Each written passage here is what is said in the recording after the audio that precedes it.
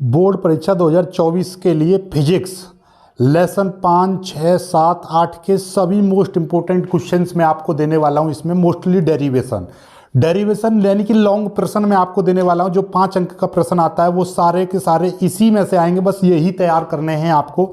जो 5 नंबर का प्रश्न है वो इसी में से आएगा और ज़्यादा प्रश्न नहीं है। देखिएगा, लेसन 5 से मैंने केवल 2 ही डेरिवेशन निकाले हैं और यही प्रश्न आ सकते हैं। ठीक है भाई, थ्योरी वाले अलग देखिए, 1, 2, 3 नंबर वाले नहीं, मैं केवल वो क्वेश्चन बता रहा हूँ जो डेरिवेशन की जो सीरीज में करा रहा हूँ उसमें कौन कौन से इंपॉर्टेंट हैं। बाकी के लेसन 5 के यदि देखना चाहो तो मैं आपको अलग से दिखा दूंगा। ये डिस्प्ले पर देखिएगा, दिखाई दे रहे होंगे। जो छोटे छोटे क्वेश्चन हैं वो भी मैं आपको बता दूंगा, वो एक साथ दे दूंगा जिसमें आपके छोटे बड़े सारे प्रश्न होंगे। इसमें केवल डेरिवेशन हैं जो इम्पोर्टेंट हैं। ठीक है, चलिएगा ये देखिए कि चुंबकीय क्षेत्र के अवयव क्या क्या हैं। भूचुंबकत्व या भूचुंबकीय क्षेत्र के अवयव, या यहाँ पे आप ऐसा समझिएगा, भूचुंबकत्व डालिए, भूचुंबकत्व के अवयव क्या क्या हैं और उनके आपस में संबंध स्थापित करना है, उनके बीच आपस में संबंध स्थापित करना है। ये पहला प्रश्न है। ठीक है, अगला कि चुंबकीय प्रवृत्ति और चुंबकशीलता से क्या तात्पर्य है। सापेक्ष चुंबकशीलता और चुंबकीय प्रवृत्ति में संबंध स्थापित करना है। ये 2 डेरिवेशन है छोटे छोटे। ठीक है, आगे देखिएगा, विद्युत चुंबकीय प्रेरण संबंधी फैराडे के नियम ये थ्योरी है, लेकिन ये वाला डेरिवेशन देखिएगा, ये वाला डेरिवेशन करना है आपको। स्वप्रेरण क्या है, स्वप्रेरण गुणांक की परिभाषा लिखिए। एक समतल कुंडली के लिए स्वप्रेरकत्व का व्यंजक स्थापित कीजिए। तो ये एक डेरिवेशन है जो कि मैं कराऊंगा डेरिवेशन की सीरीज में। आगे देखिएगा, अन्योन्य प्रेरण से क्या तात्पर्य है, अन्योन्य प्रेरण गुणांक की परिभाषा दीजिए।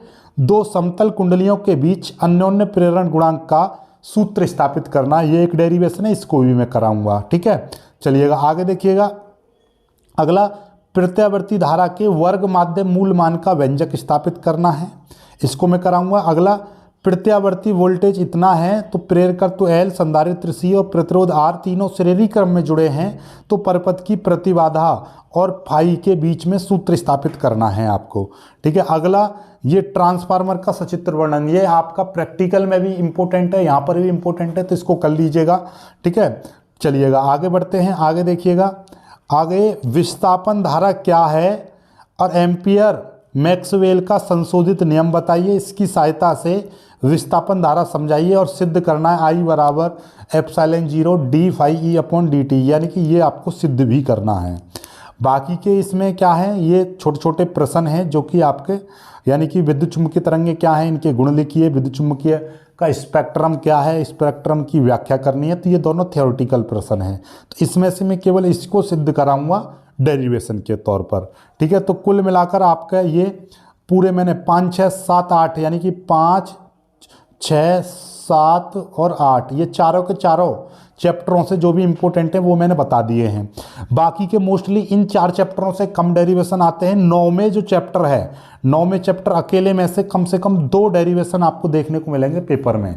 ठीक है, तो 9वां चैप्टर अपने आप में बहुत ज़्यादा इंपॉर्टेंट है। ठीक है, उसमें से हम अलग एक वीडियो बनाकर बता दूंगा मैं आपको, और सभी छोटे बड़े प्रश्न की एक अलग से वीडियो बना के डालूंगा जिसमें मैं सारे के सारे आपको एक साथ दे दूंगा। और इन सभी की PDF आप मांगते हो ना, PDF की ज़रूरत ही क्या है, अब तो मैंने आपको डिस्प्ले पर दे दिया, लेकिन मैं PDF भी आपको एक साथ प्रोवाइड कर दूंगा, चिंता ना करना। ठीक है, वीडियो को लाइक करना, शेयर करना और चैनल को सब्सक्राइब जरूर कर लीजिएगा। जय हिंद।